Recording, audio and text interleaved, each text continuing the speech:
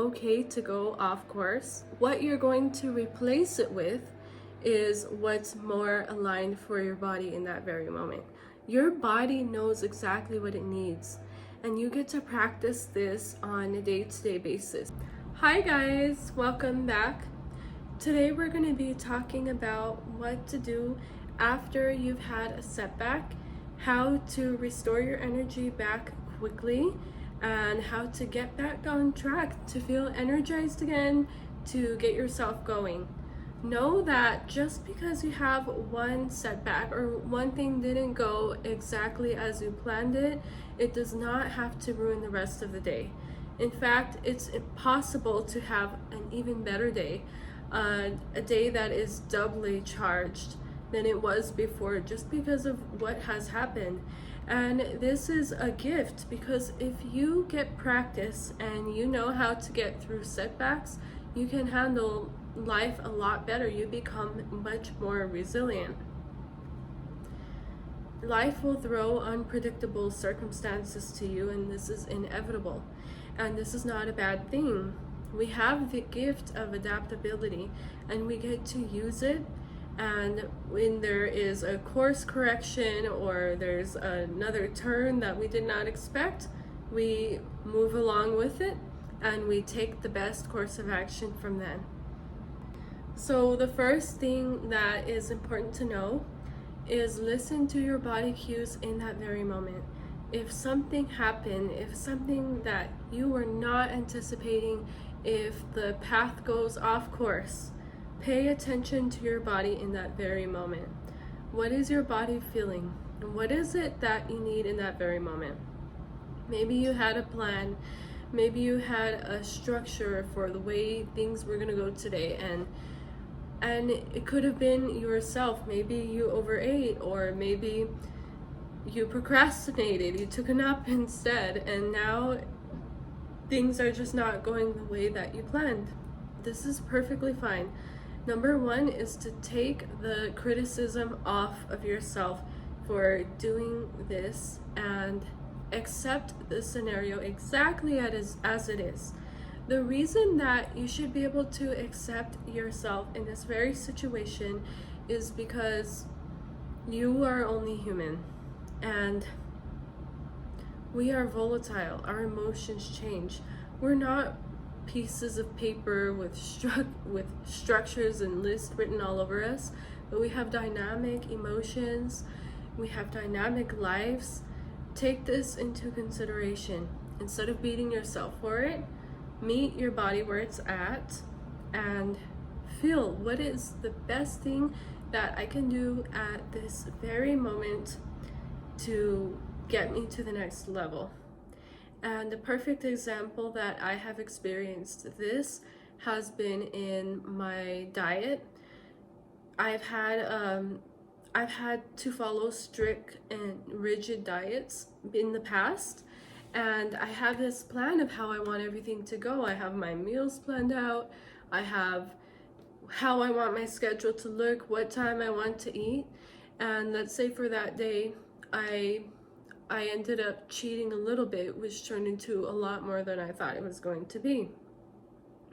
What my old impulse was to do was to be hard on myself, thinking, that's it, today's kind of ruined because I went off course.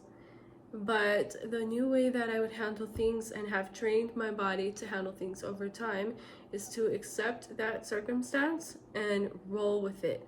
You take it and you run with it. So let's say after overeating, what I would do is I would feel the emotions and feel my old plan that I had in store to, let's say, fast until a certain time, or to eat a certain meal at the later part of the day. That's not really feeling aligned with where my body's at anymore. And it's perfectly fine to change the course. It's perfectly fine to change it according to what your body's feeling now. Your emotions are going to change based off of the event that occurred. Accept this, realize this, and know that the shift in feelings is completely valid. Your body knows deep down what it needs to restore, and what it's going to need to get back to its best state. A lot of the output that we produce in life, it's not so much about producing the output itself, it's more about the energy that we have to create it. If we have the energy, it gets done, and it gets done in a high quality manner. So if you wanted to work out that day and you had a whole plan outlined, and the time comes and your body is feeling tired, you don't have to force it. You can either wait for another time to do it, or you can do the workout, but do it at a pace where your body can adapt and your body can warm up to. The more likely we are to work with our bodies, the easier it is to create quality results. And this is a completely different thing from not doing it at all and not practicing discipline. That's a whole other story. But we can still practice discipline and still approach things in an aligned manner. Understand that no matter what plans, no matter what approaches that you have created, you don't have to stick to it exactly the way that you had set right then and there. You can tailor things, you can adjust them based on how your body is feeling. An example I have of this is I like to follow workout programs. They give my body a nice structure. They help me to push myself. However, the week before my period, my energy is going to feel lower, which is completely understandable. And so when it comes to, I will do those workouts during those days, but based on how my energy is feeling, I will tailor the exercises to how I'm feeling. So let's say I have 2 minutes of doing jump rope. Well, my body's feeling tired, so I'll attempt to jump rope, but if I feel the lag, I'm not going to force it. I'm just going to do something at a slower pace, like walking in place, and then I'll still do the 2 minutes. It's a lot of fun when you do things in this intuitive way, in this intuitive approach, because you get to activate a lot of creativity. You don't have to follow a plan, but you get to create a plan that is tailored to your very needs. Another example that I have of this is I went to New York for a weekend, which took a lot of my energy out of me. And the day that I got back, I had to go to work that day. I had so many things that I had on my mind that I wanted to do. I wanted to get back to the gym that day. I wanted to get back on my eating schedule. I wanted to get all this work done. And I decided that day that I was going to listen to my body instead and go off course for the sake of doing what was aligned with my body. I would still have a plan, but it would be more of an intuitive approach where I created it based off of how I was feeling.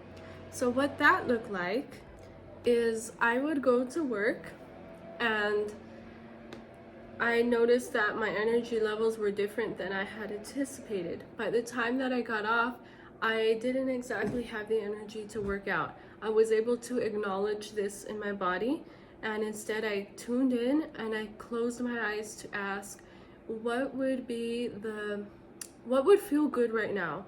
What would restore me? What does my body need right now? My immunity felt low, so I just wanted to take it easier. I wanted to go get some sunlight, take a walk, do some grounding. So I allowed myself to do that instead. And I wanted to initially go to the store, but instead I decided to stay back, do some chores, catch up with some cleaning. And what this did for my body was it helped me to feel at ease, it helped me to re-energize, and it brought forward the best version of me. I know it can feel a bit scary sometimes when you go off course, especially if you are a type A kind of person, and I have some of this in myself, where I want things to be structured, I want things to be a certain way, whether I feel like it or not. There is a beauty about discipline. However, you can always take discipline and use that tailored approach. It'll be so much better for you in the long run because you're connected to your body. It might take some practice. Initially, it will feel a bit uncomfortable. You might feel a bit apprehensive if you're going to choose to go off course and do something differently. But once you get the practice, the more you get to do it, the more you realize that this is actually the best thing you can do for your body, because you're not relying on logic, you're not relying on something outside of you, but you're allowing your body to be the one who dictates where you're going to go next. Have a plan, have your structures, but when you get to the very moment, allow your body to decide what's the actual best moment. It's okay to go off course, because what you're going to replace it with is what's more aligned for your body in that very moment. Your body knows exactly what it needs, and you get to practice this on a day-to-day basis.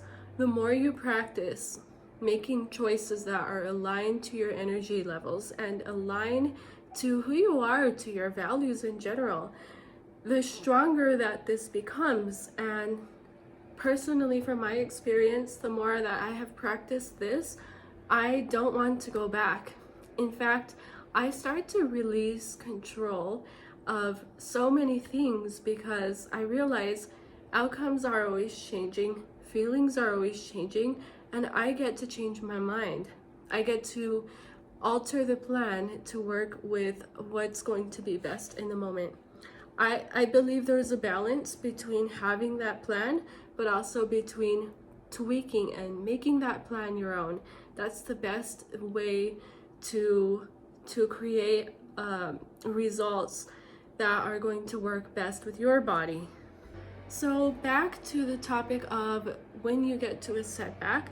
Now that you understand that it's completely okay to go off course, well, what happens next? What happens if you did setback and you want your energy back? You want to do things the best way. This means you're going to release control, and you're going to open up your heart for what the next best step would be. How do you open your heart? By trusting that when you make these aligned decisions, and listening to your body, that's going to help you restore your energy back the quickest and to get moving. So you've gone off course. What is the next thing you do? Close your eyes, get in tune with your body, and ask what needs to be done the most right now. And this is obviously going to refer to something that's the most beneficial and invigorating to your body. And sometimes that means you need rest. Sometimes we feel sleepy and we put off rest because we think, well, I'm not going to be productive if I rest, or I just don't have time. There are so many other things to do. But it really works the opposite from this mindset. The more we rest, the more effective that we become. It might be to slow down. It might be to cut off some activities off of our to-do list. But this is all for the sake of restoring and rejuvenating our energy so that we can feel our best. Do you notice that you're the most productive in the mornings when you just wake up? You're feeling fresh, you're feeling invigorated, and everything is effortless. You can get so much more work done in such less time because your energy is high, because you're invigorated. Don't be afraid to take rest throughout the day. We may not even realize when we've used up a lot of our energy stores, and our body feeling tired or unmotivated is simply our body asking us to take it easy, rest a little bit so that we can get back to that energy level that we need to be productive. Take some steps back, know when to turn the switch off so that you don't get burnt out and you can continue going strong with what it is that you're doing. Once you're done taking that rest or doing that action that you felt your body needed in that very moment, check in with your body again. All right, we're a little bit more restored, maybe even 1% more restored. What is the next thing that's going to feel the best at this moment? And trust your body in this. Your body does create It does crave productivity. Your body does crave to do things that are healthy for it, especially when it's restored. You're going to crave those healthier things. You might be craving novelty, to listen to a new podcast, to learn something new. You might be craving creativity. You might want to bring something to life or invest energy into making something brand new. Listen to those whispers and find ways to take action in that. And don't wait on it. Make it happen immediately, because your body knows exactly what it needs. And last, continue to have your structures. Continue to have set times where you can give undivided attention to whatever it is that you're working on. So you can have a timer where you dedicate to resting, or a timer where you dedicate to work, or maybe you set aside a time block for cooking dinner, and make that all that you do. The less that you overload your nervous system with overstimulation, the better that you can operate. If you can do less things at once, monofocus if possible, or if you can't, then prioritize what it is that you need to focus on, and make this your goal so that you can bring your best energy forward. Continue checking in with your body. If things go off course, then start a new plan right there. Create the next plan next. What are some ideas that you have in line? Some things that you might want to approach. Give them a shot. And through that structure, continue to listen to your body, continue to flow, and to find what's going to work out the best. What you find is that by doing this over and over again, checking in with your body, giving undivided attention, allowing your nervous system to be restored, over time your energy will come back. You will recover so much quicker. Instead of forcing what your body is fighting against, but working with it to bring your best energy, continuing to prioritize the healthy habits, the things that are good for you, you will restore much faster. And it'll be so much easier to let the change go, to adapt. And when you're good at adapting with life, you can adapt with anything so much easier. It all comes down to how you manage your energy. So don't say yes to things if you know you don't have the energy for them. Don't be afraid to take things off of your plate for the sake of recovering your energy. Say no to things that you don't have the energy for, because if you don't have the energy and you go to an event, even if you wanted to go, you're not going to show up the best way that you possibly could. It's better to not go and restore so that you can bring your very best forward. Flow with life, flow with its dynamicness, flow with the changes like water. Move with it. If it flows, if it pushes you into a new area, don't resist to that. Accept where you are now and figure out what the best course of action is to take right then and there. And then when to make that next step, check in again. What is the next step from here? So checking in, continuing to practice healthy habits, continuing, to have structure, but there's no expectation to follow it so rigidly, but to have them more as a guideline of something that can steer you in the right direction. And then always listen to your body in the moment. Tailor your approach as you go. This is so much easier to do than you might think it will be, because your body knows the answers. Practice this more and you'll realize this for yourself. It's okay to be human. It's okay to go off course, and if anything, it's completely beneficial. Till next time, thank you all for watching, and I will see you soon.